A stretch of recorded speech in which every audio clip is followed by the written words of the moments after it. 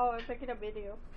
Okay, maybe we can talk. You can talk about your project. I'm talking about volcanoes.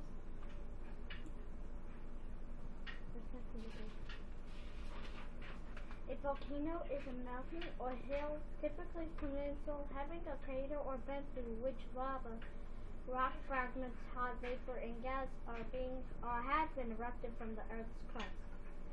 Why does volcanoes erupt? The main reason for the eruptions from volcanoes is the heat deep within the Earth's mantle.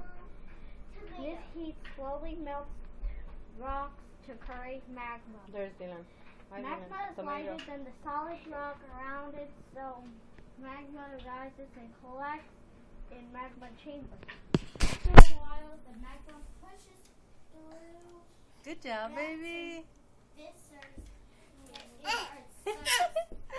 Say hi. A volcanic Say eruption yeah. occurs. The magma comes out of the volcano and it is now called lava. Are you done? Yes. Yay, good Are job. you crazy? And what are you doing? I am making it a volcano eruption. All right, sounds great. Good job, buddy. Bye. Bye bye.